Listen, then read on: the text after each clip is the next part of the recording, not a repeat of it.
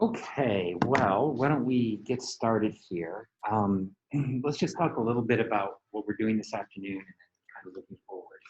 So, we're not really talking about finance this afternoon specifically, right?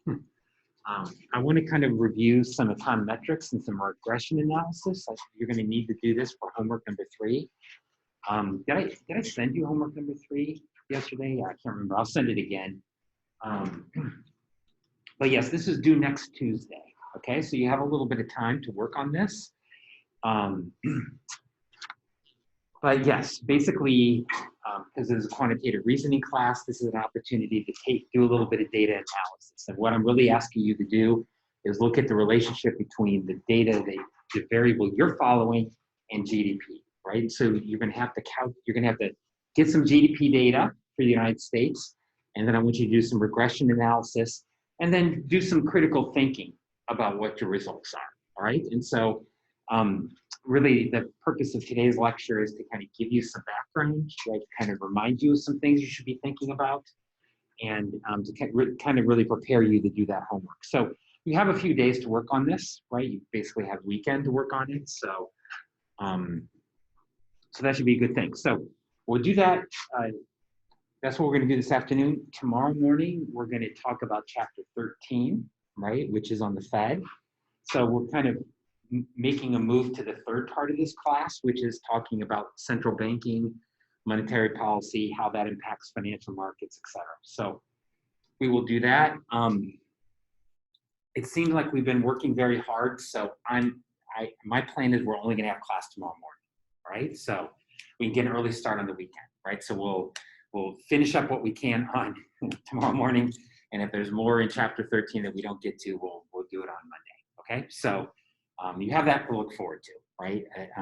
And you can plan accordingly. I think the weather's supposed to be beautiful, so I mean, if you like a little cold, which I do, so a good day to get outside. So that will be tomorrow, and then looking toward next week. Homework number 2 is due on Tuesday, and then your second exam is on Wednesday. Okay, and so the second exam, very much like the first in terms of overall format. The key thing to know about the second exam is it's going to focus on the material since the first exam. Okay, so that's not to say that the things we talked about in the first exam won't show up on the second exam, because they will, but the focus is really on what we've talked about since the first exam. Okay, so if you have a little bit of time this weekend and you want to get started preparing for the exam or get caught up on readings that maybe you fell a little bit behind on, this weekend's a good time to do it. All right, so let's talk about econometrics or regression analysis.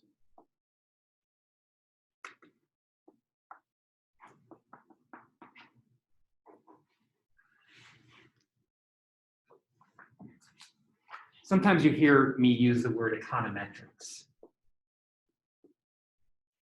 And what econometrics is just the application of statistical models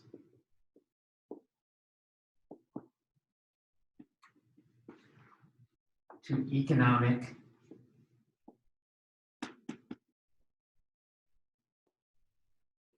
or finance problems.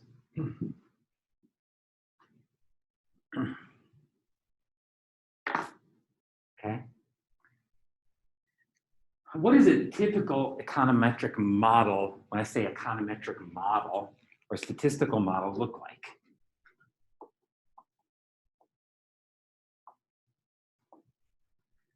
Well, all econometric models are kind of set up in a very similar fashion, right? They look basically the same. Okay, I'll write it up here and then I'll explain.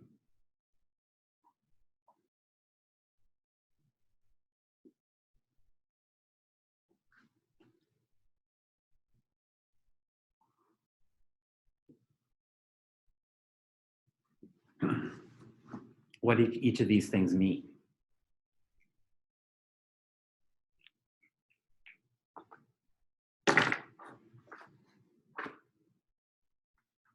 Okay, First off, know that many of these variables have a t associated with them, meaning that this is time series data. And what time series data is data over time. In finance, for all of you, all the data you're looking at is time series data. Okay? So, you know, T can be 1970, T can be 1971, T can be 1972, right? But you're looking at data over time. Y here is the dependent variable.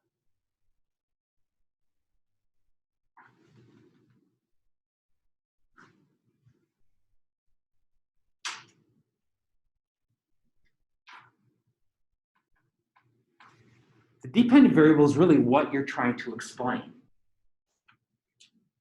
What you're trying to explain. So this is a model of, for instance, consumer spending. What are you trying to explain? What would Y be? Consumer expenditure, right? That's what you're trying to explain. What then are these X's? These X's here are the explanatory variables.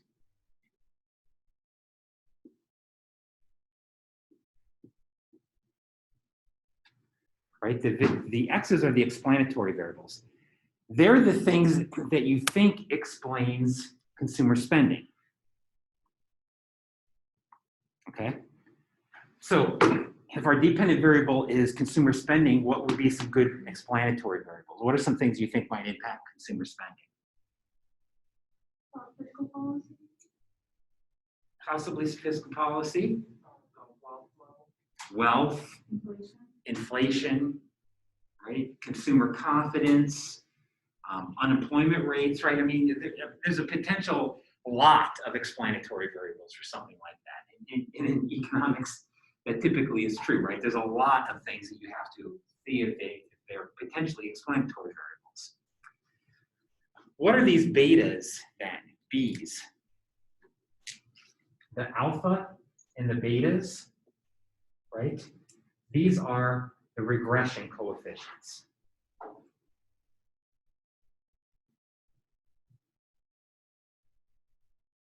Alpha is just an intercept, and beta is essentially the impact of, or I'm sorry, beta 1 is essentially the impact of x1 on y, right?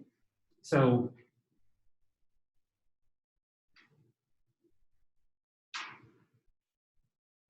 if you think about what beta 1 is, it's the change in y you get from a change in x, holding everything else constant.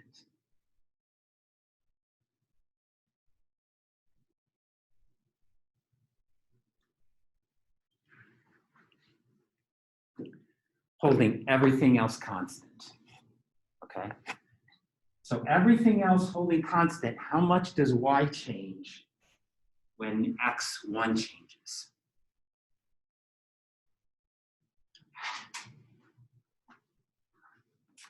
And then what's the last part of this?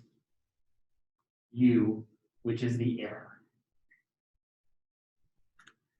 Are we ever going to explain anything perfectly? No, there's some probabilistic error in this, right? And that error can come from a lot of places. Sometimes it can just be random events. Sometimes when we're talking about human behavior, we do get random behavior sometimes. And then this could also incorporate just a whole lot of error from other places. For instance, what happens if there's some problem with your data? Like what happens if somebody typed in an observation wrong? Or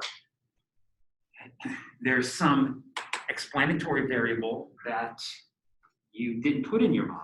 That can also show up in the error, right? So this error could be from a lot of different sources. So think about a model, right? Let's think about a simple model, right? Let's just think about one explanatory variable. Let's say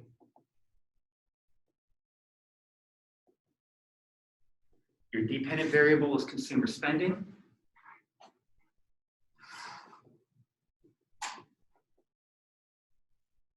And your explanatory variable is the interest rate.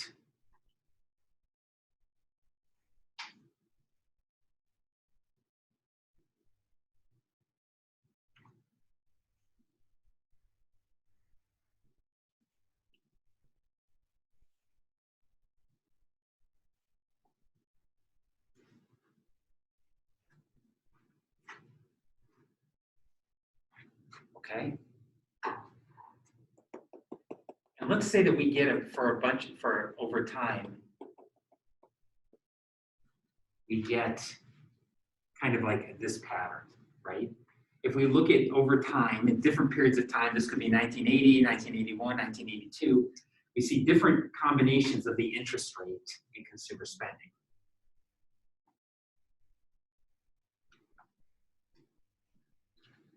So what is our regression model doing? Our regression model is essentially picking a line that best fits the data.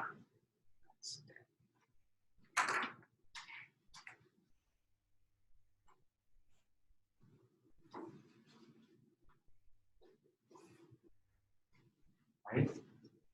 It's essentially picking a line that best fits the data.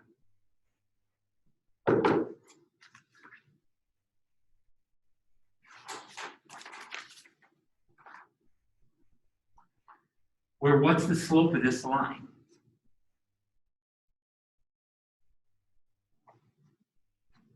Beta 1, right? In this case, beta 1 would be negative, meaning higher interest rates reduce consumer spending. That probably makes sense, right? That probably makes sense.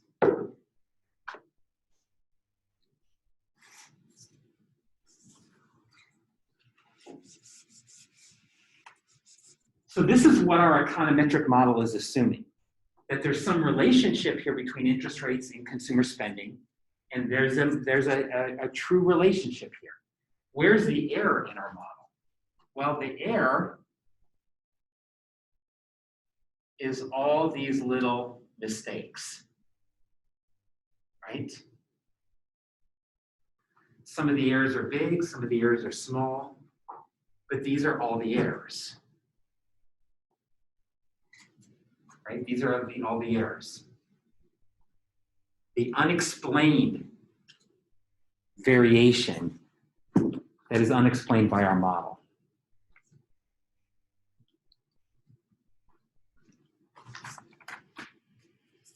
All right, this somewhat familiar, right? Coming back to us a little bit, hopefully. Now, let's get to what regression analysis is. Regression analysis, in theory, is pretty simple.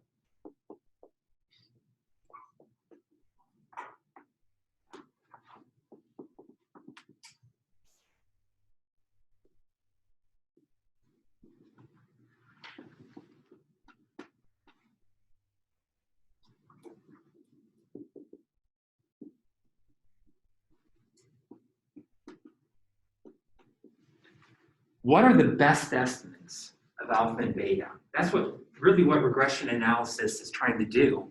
The goal, right?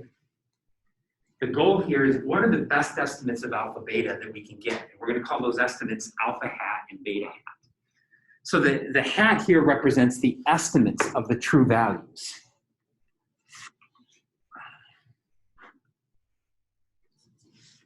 So this is all regression analysis is. So regression analysis, if you become a stats major, if you could take multiple courses on different ways of doing regression analysis, right? So this is pretty complicated, can be quite complicated stuff, right? We could spend many, many blocks on this. But in general, the simplest approach to regression analysis is to apply a technique called ordinary least squares.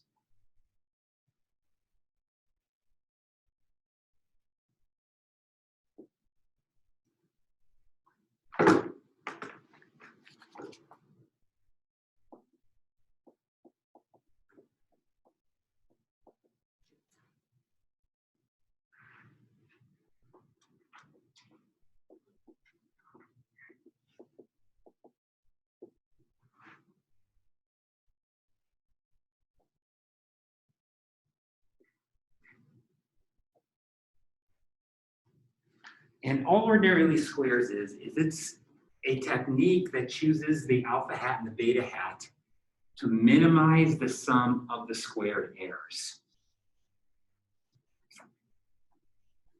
Okay? In other words,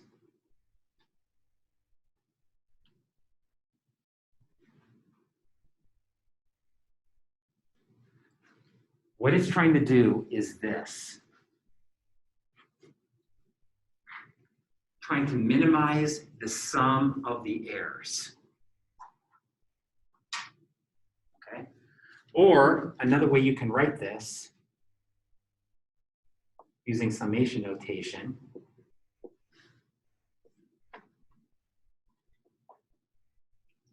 is this, minimize this.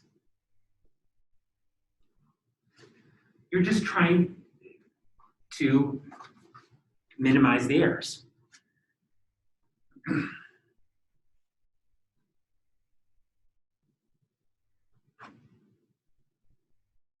Okay. So if we could go back over to this picture, let's call this alpha hat and beta hat, right? How is this line being chosen according to ordinary least squares? It's looking at all of these errors, the estimated errors, and it's trying to minimize the sum of the square of these errors. So it's taking all the errors, it's squaring them, and then it's adding them all up. Okay? It's taking all the errors, it's squaring them, and then it's adding them all up. So first off, let's understand why. Why is this the technique, or why is this the objective? Well, first off, why are we squaring the errors? Anybody have any idea? Get rid of the negative values. Get rid of the negative, right?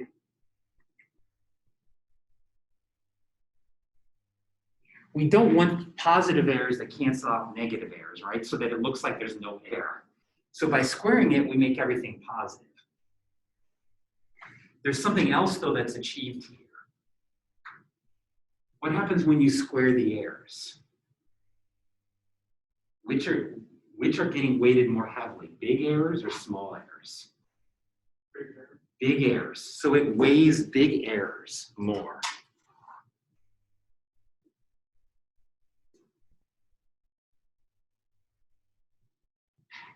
So this is one of the choices that ordinary least squares makes. Which is it going to favor? One big error or a lot of small errors? It's going to favor a lot of small error and try to minimize the really big error. Okay?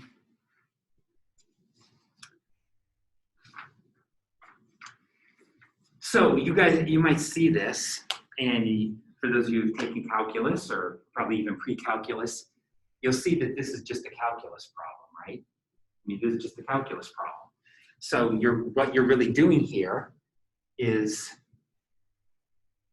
you're minimizing this equation, right? You're basically taking the derivative of this equation and you set it equal to 0 and you solve for alpha hat and beta hat. And so I won't write the equations up here. We won't do this. This is, not a course that requires calculus. But if you've seen calculus, you can really kind of see this is just a math problem.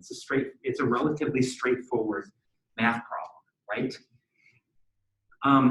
And then this, of course, is why God gave us computers. Because once you have those, equations that tell you what alpha hat and beta hat is, one of the beautiful things about computers is it can actually calculate alpha hat and beta hat for a set of data very easily, right?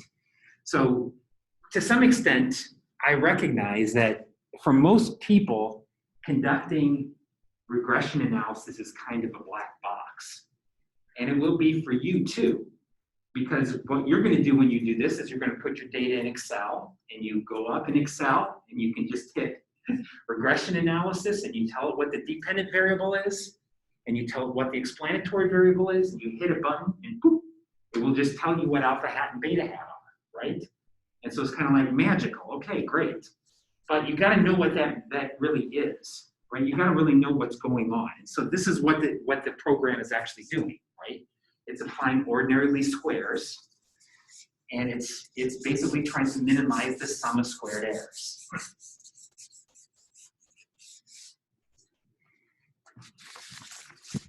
Now,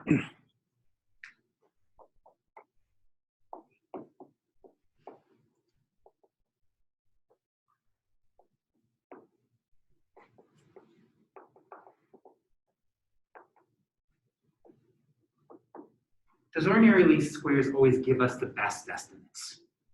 Well, maybe a question to ask before that.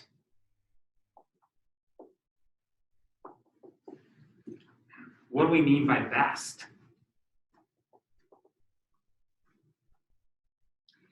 And so oftentimes statisticians refer to some things as blue. And what blue means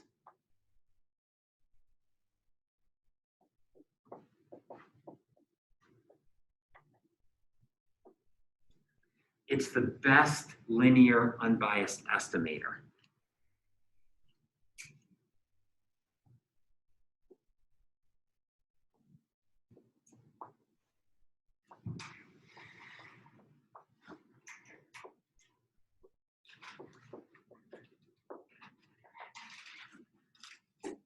And so you can show that ordinary least square estimators are blue, meaning they're the best if you meet two conditions.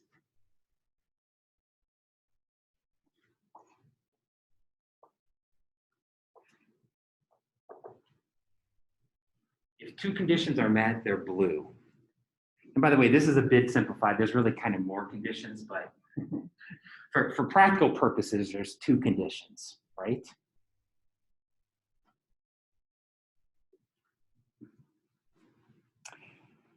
First off, they are unbiased. And by unbiased means that they're not consistently wrong.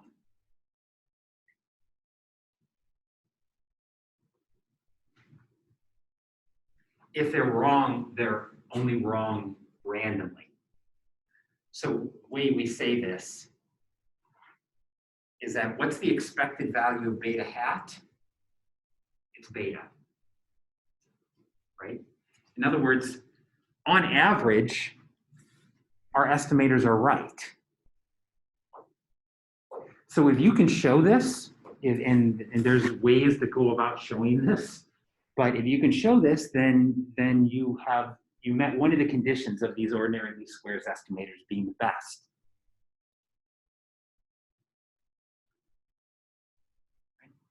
The other one is a little bit more complicated.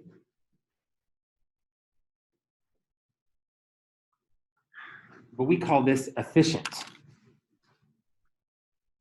And they're efficient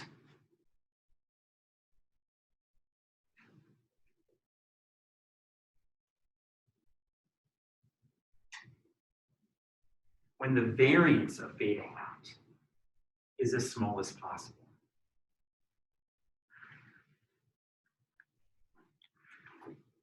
Okay.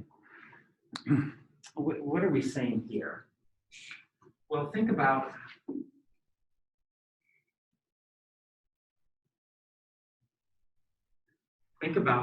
that being the true beta. And let's say we have two estimators.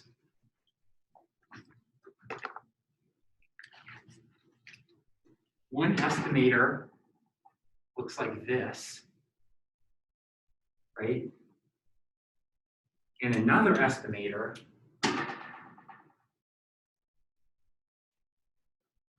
looks like that. This one has a high variance, right? Because notice there's a lot more, it can be wrong by a much bigger amount, right?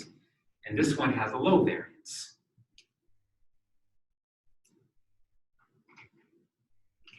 Which one's better? Right?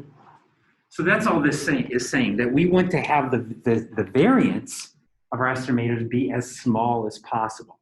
Because that means if it's wrong, it's not going to be very wrong. So if you think about this, this is very intuitive. What are we really asking of our estimators to be best? On average, it's right. And if it's wrong, it's not very wrong. that makes sense, right? I mean, I think that's pretty intuitive. So having these as our goals, you know, I think is makes a lot of sense. Now, here's the trickier thing. Trying to figure out when ordinary least squares estimators are blue.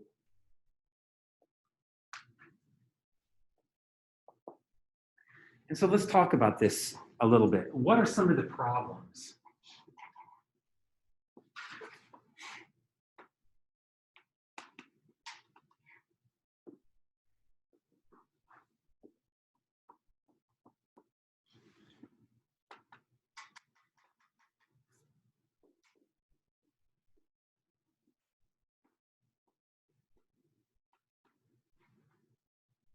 Okay, what are some of the problems that prevent OLS estimators from being blue? Meaning from, you know, I guess another way that we could say this is, what are some of the problems that prevent you from having a lot of confidence that your estimators are good? And so econometrics, really, if you ever take the econometrics class or you take a statistics class, really a lot of this, a statistics class is really asking this problem again and again and trying to figure out what kind of things are violations of blue, and then how do we correct for them, right? How can we manipulate our data so we don't have to worry about these problems, okay? So in financial data, there's a lot of different problems, right, that we could talk about.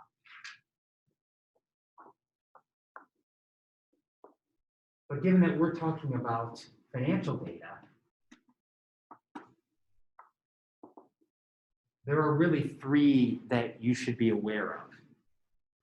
And quite honestly, that you should think about, right? When you're thinking about whether your results make sense or whether they don't make sense.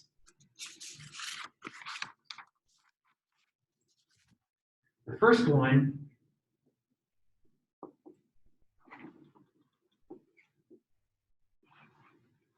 is simultaneity bias.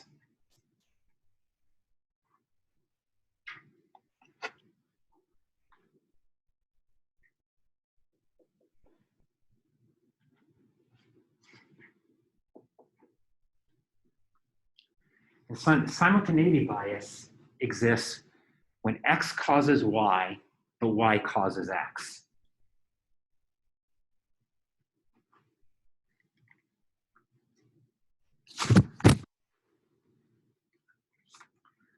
Okay, I could pick a lot of examples from financial data, but I'm going to pick an example from outside of financial data just because I think it's very clear what's going on here. Suppose that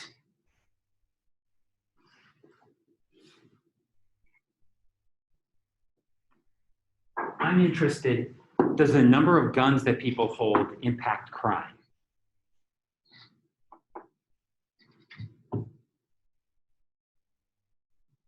Okay. What's the problem with this model?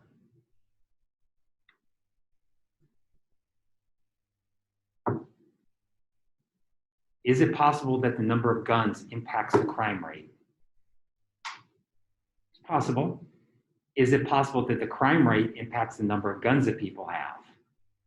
Yes, we have simultaneity bias, right? Basically, ordinary least squares can't separate this from impacting that, from that impacting that, right? And so you can't have much confidence in your results because we can't separate the two effects. And so you can imagine in a lot of financial data, that's a problem. Think back to the example I was talking about at the beginning of class, consumer spending.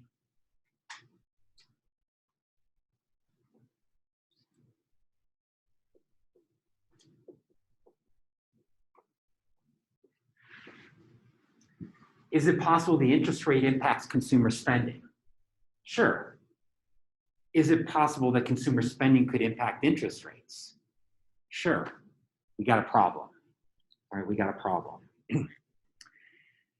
Now, there are ways to correct for this, okay? And the ways that you correct for this really gets us beyond the scope of this class, right? That really gets us into, if you're interested in this, you should take econometrics class. And we'll talk about in more detail the ways that you can kind of get around this, right, or correct for that. One way, just to kind of give you a little insight into this, is one thing that you can do is you can find something that would be very closely correlated with guns, but is not related to crime, and use that instead. And so in one very clever study,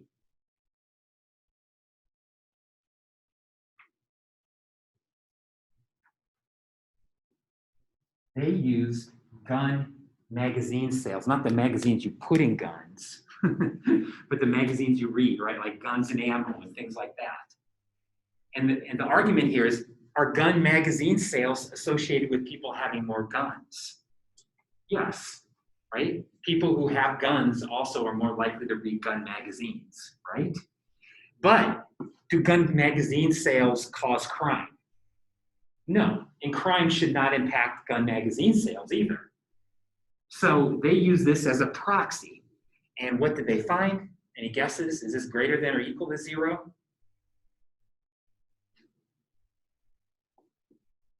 Guns lead to more crime, not less crime. That was the conclusion of this one study, right?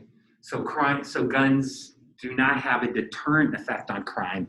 They actually contributed to crime. Okay. So there's ways to deal with this. I don't necessarily expect you to understand all the ways to deal with it, but I do expect you to be like somewhat familiar, right? That at least know that this is a problem, and this is a problem that you should think about in your own regression study if you think that this is an issue.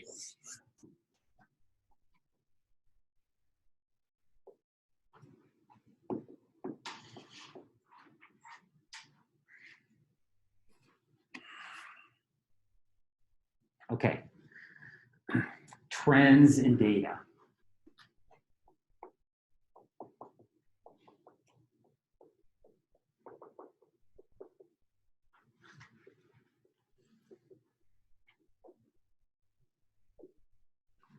If you don't account for trends,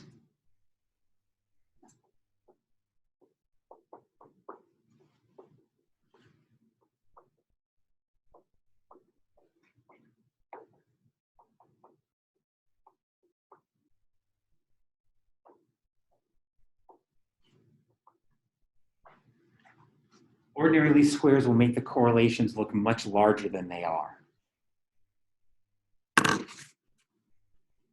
Ordinary least squares will make the correlations look much larger than they are.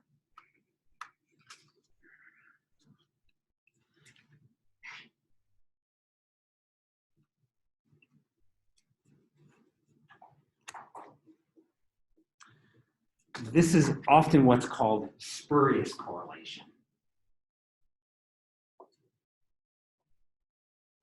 Spurious meaning not true. It's not true correlation. You're just seeing trends move in the same direction. Sorry. And that's inflating what's going on. Okay? So let me show you some examples of this. I think when you see it in practice, it becomes pretty obvious what's going on here, right?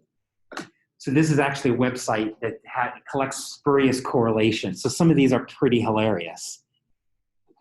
This is US spending on space and science and suicides by hanging, strangulation, and suffocation.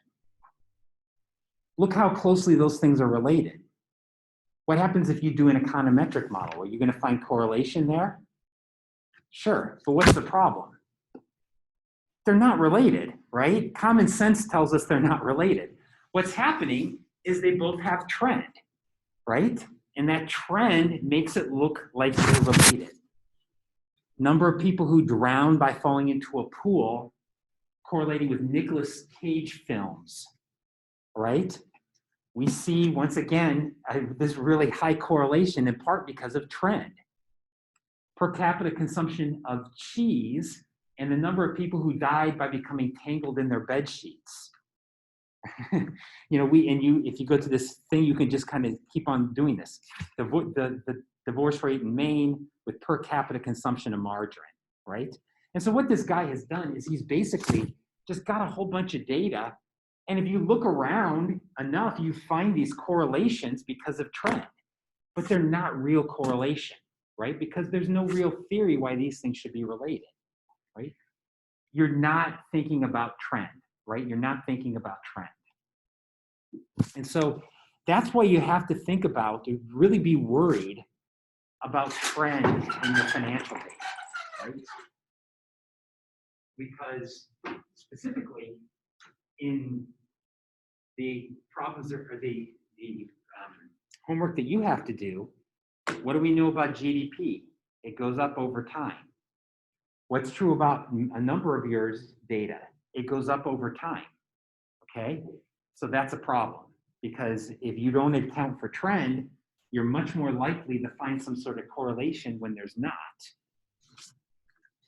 So the solution is detrending, meaning subtract the trend.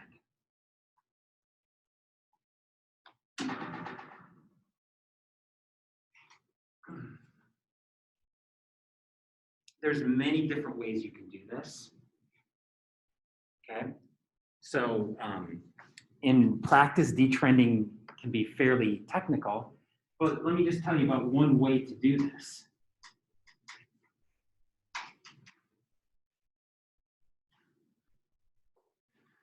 Putting your data in percentage change is likely to get rid of a lot of trend.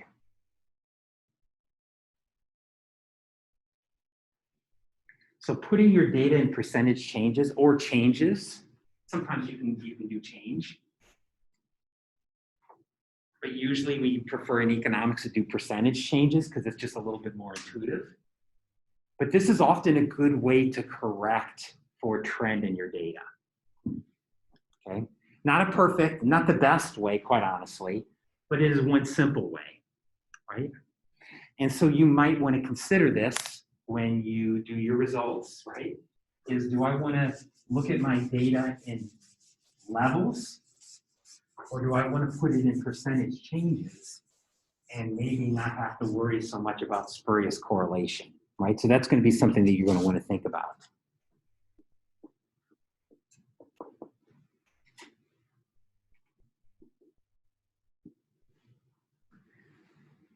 And then finally, there's omitted variables.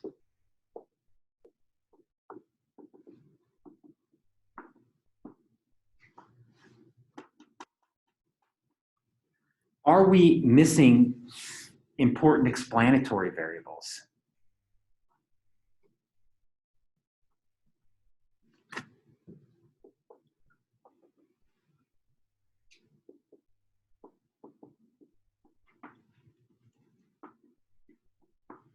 If you are, this can lead to biases and other data hacks.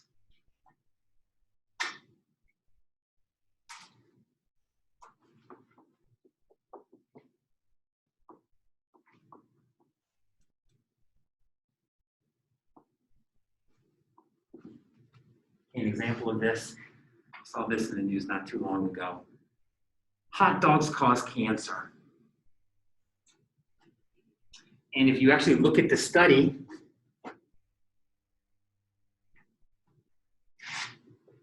it was pretty much like this.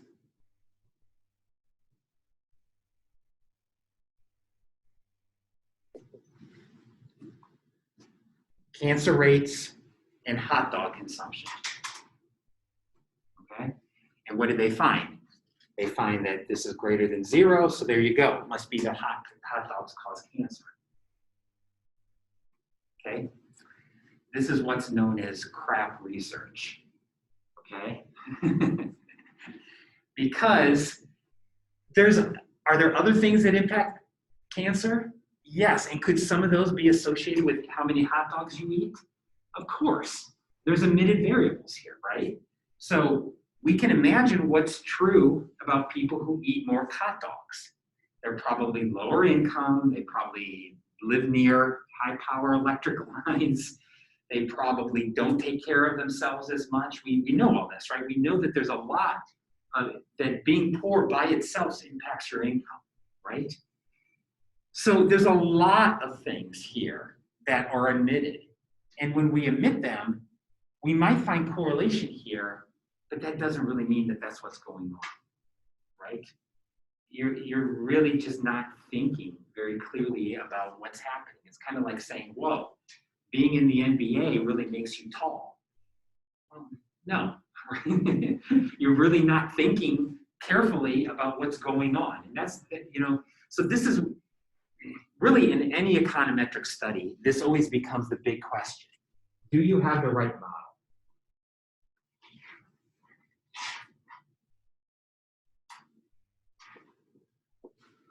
And by saying, do you have the right model, what we usually mean is, are there omitted variables? Are there things in there that you should be thinking about that are not included? So I don't care whether you are in money and banking, or whether you are a professor at Harvard or a Nobel Prize winning laureate. If you do regression analysis, someone's going to read your paper and say, did you think about including this, right? Because that's what we do to each other, right? Because that omitted variables tends to be one of the bigger problems in almost any research, right? Have you considered everything, right? Have you considered everything? Okay, very, very quickly here, let's talk about hypothesis testing.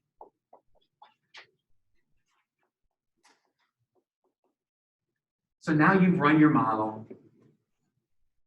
and you've gotten alpha hat and beta hat.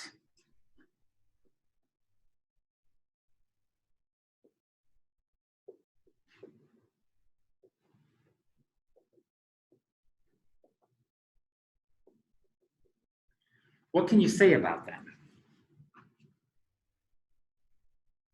All right, what can you say about them?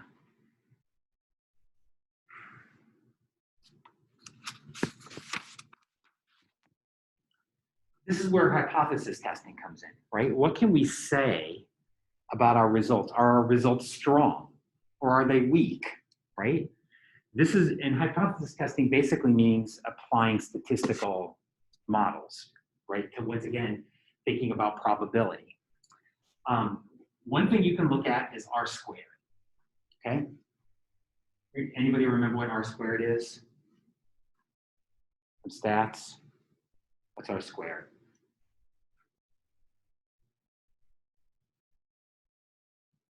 We just try to block that horrible block out of our minds. Right, so remember R squared is between 0 and 1.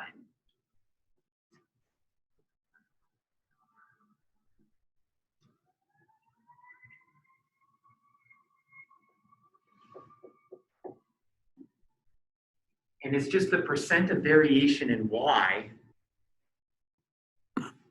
that's explained by our X's.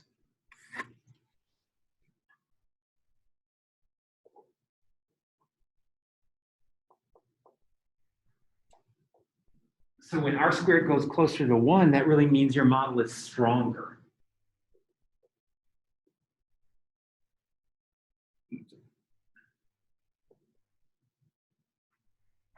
But having said that, what happens if you get a model, an R squared of 0.99? Does that mean you have a good model? Not necessarily. Not necessarily.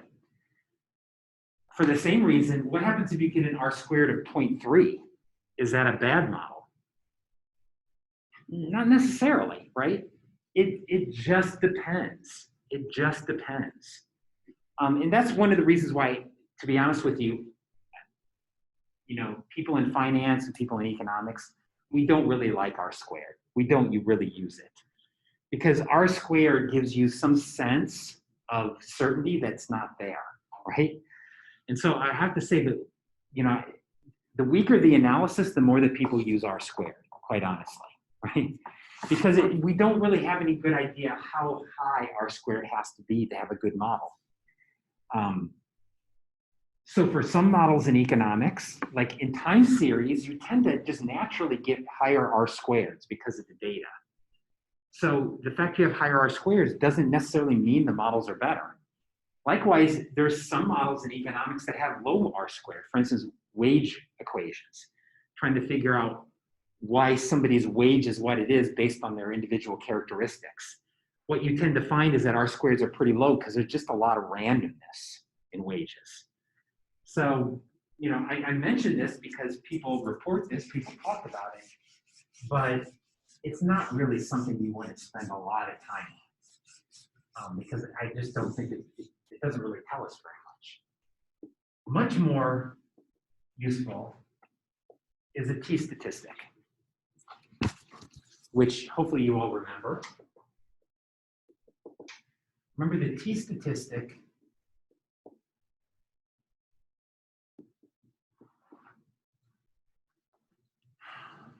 is beta hat divided by the standard error of beta hat. And if you remember, what's the standard error? It's just the square root of the variance. This follows a t-distribution. So you remember looking in your t-distribution tables when you took stats and calculating t-statistics and figuring out, right, when it was statistically significant, when it wasn't.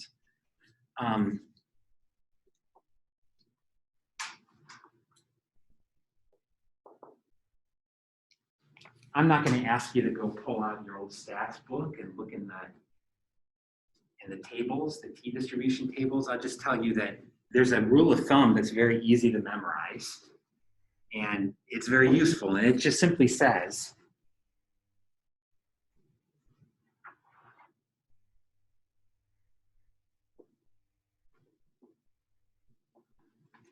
if the absolute value of your t-stat is greater than 2, then you can be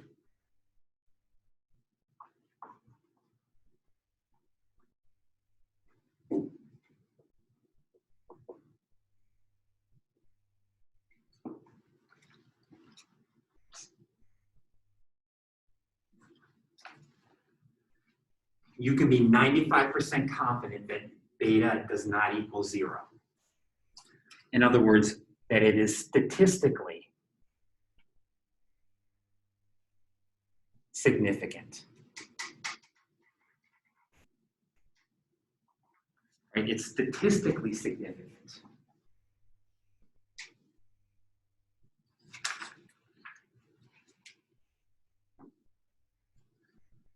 So once you calculate a t-stat, if you just look at its absolute value, if it's greater than 2, then you can be 95% confident that it's not equal to 0.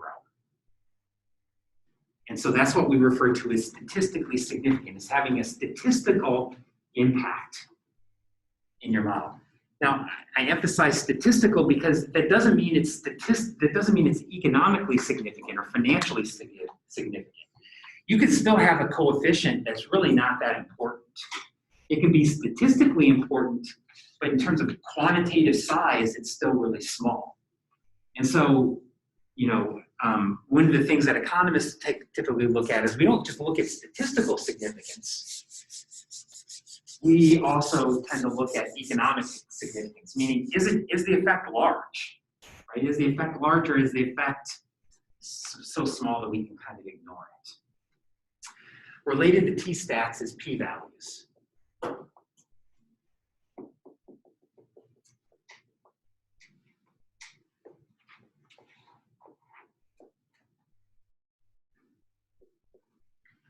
It's the exact level of statistical significance.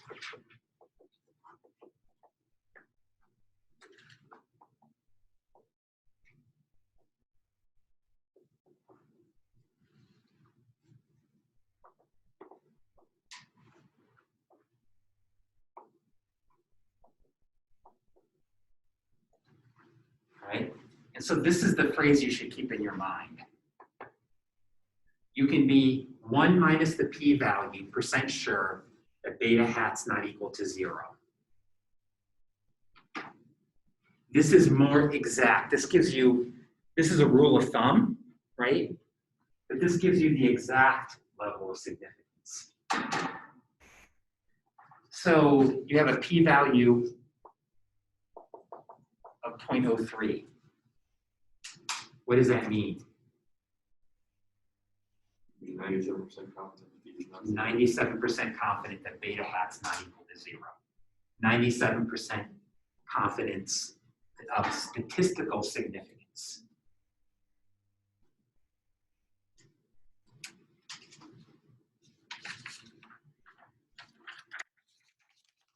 Okay.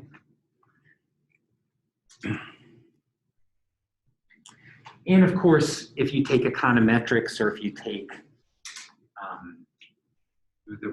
the stats sequence, there's a lot more that you can do with hypothesis testing, right? A lot more you can do. But these are some just very basic hypothesis tests, right? And so these are the things I want you to think about in homework number 3, okay? To actually get some data, estimate a model. I think in homework number 3, I explained how you can do it in Excel, right? Because Excel is probably for most of us the easiest way you can do this. If you like Stata or Minitab, is that what is that? They're using Minitab now, right? If you're comfortable and familiar with that, it's fine to use that. It's very easy in Excel. But I ask you to do that, to look at your results, to critique your results, to do a little bit of hypothesis testing, and then just kind of talk about what you find and what might be the limitations of your model, okay? So my hope is that in conjunction with this lecture that this is not, should be pretty straightforward, homework number 3, okay? But you have a little bit of time to work on it, right? And so I would encourage you to begin working on it so that if you have any questions, you can always come and see me and ask about it, all right? Okay, well, that's all I have for today, right? That's all I have. So remember tomorrow morning, we will talk about the Fed, and we'll talk about how the Fed works, and you'll have a short writing assignment as usual. I'll send that to you in an email in a few minutes, okay? All right, have a good afternoon. Get outside a little bit.